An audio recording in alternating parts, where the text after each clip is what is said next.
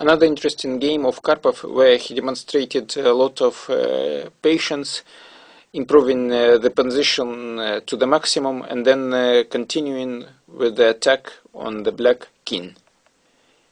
e4, e5, knight f3, knight c6, bishop b5, a6, bishop a4, knight f6, castle, bishop e7, rook e1, b5, bishop b3, castle, c3, d6, h3, knight a5, bishop c2, c5, d4, queen c7, knight bd2, bishop b7, now the move d5, so black is losing time, otherwise there could be problems with the knight a5, knight f1, bishop d7, b3, knight b7. So in this position the center has been almost stabilized now, so white can proceed with the play on the king side. So now c4. Of course this move is not obligatory, but nevertheless it is a good move to support the pawn on d5, which will be standing like a monolith.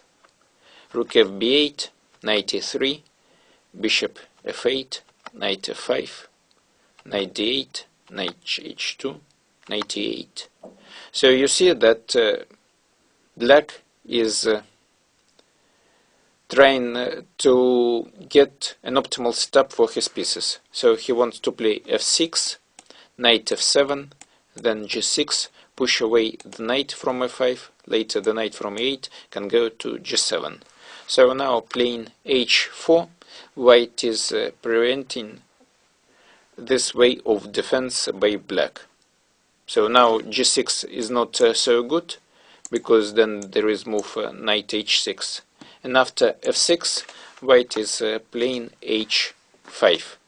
So g6 now is not possible, because the pawn on g6 will be very, very weak and can be attacked by the queen and the knight.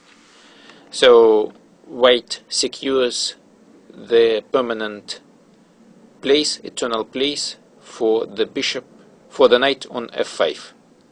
Knight f7, rook e3, the rook is coming to g3 for attack.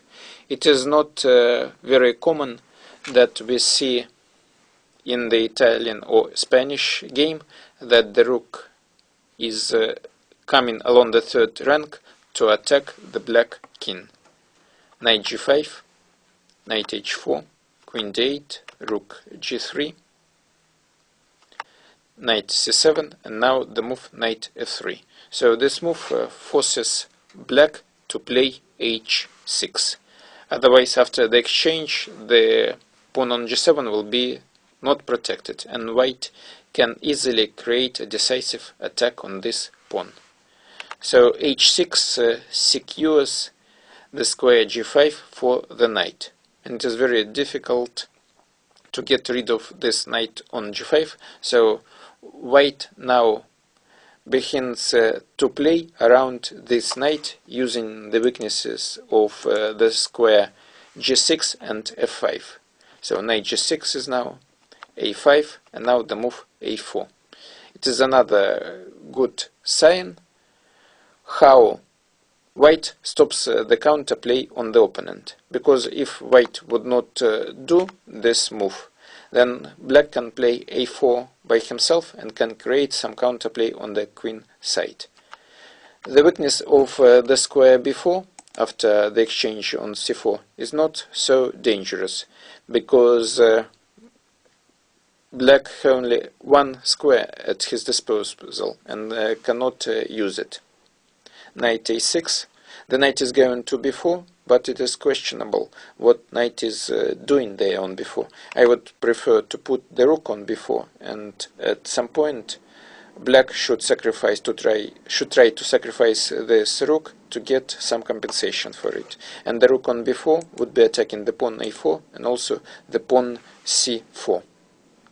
So knight a6, queen e2, rook a7, bishop d2. So the bishop now is going to c3, the better place than c1, and also the bishop c3, controlling the key square b2, not allowing the rook to enter the position. Knight b4, bishop d1, knight e6.